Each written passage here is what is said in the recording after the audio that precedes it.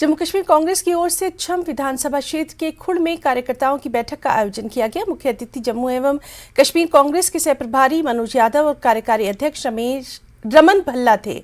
बैठक का आयोजन युवा कांग्रेस नेता सतीश शर्मा ने किया।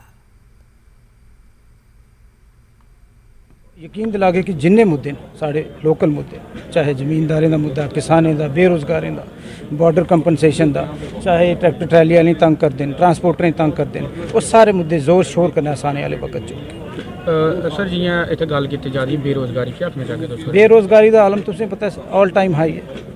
ओहदे अस तो विद्रोह करी सकने, अस ओहदी मुखालफत करी सकने और जिन्नी साढ़े कोल होएगी अस करगे। अगर सरकार कोल आइडियाज़ नहीं हैं रोज़गार दे, अस आइडियाज़ देगे, बट प्रायोरिटी तुंदी अज रोज़गार होनी चाहिए। अज जिहड़ा देश और खासकर जम्मू कश्मीर बड़ा त्रस्त है और इन्हें भारी कीमत चुकानी पਊ आने वाले समय। धन्यवाद। बरखा के बावजूद ये प्रोग्राम किया और कार्यकर्ता सारे इकट्ठे होए और कांग्रेस के विचारधारा अगे लिया जाने वास्ते पूरी कोशिश की। जिहड़ियां गलतियां होई दियां ਹੁਣ गलती कोई नहीं करेगा।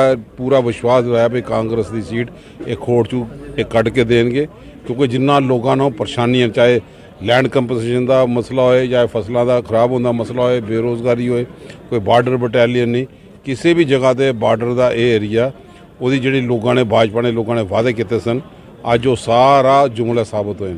इस करके अज भाषण की जरूरत नहीं सी। लोगों ने जो 2014 तो अज तक बर्दाश्त किया ਉਹਦਾ गवार कढ़िया और सतीश शर्मा जैसे साथी जिन्हें बहुत ही शानदार तरीके किया और सारे लोगों ने इन्हों की तारीफ की और इन्होंने अगे भी चलने वास्ते पूरा अपना वादा पूरा। भला साहब क्या आगे कि जम्मू कश्मीर कांग्रेस कितनी ज़्यादा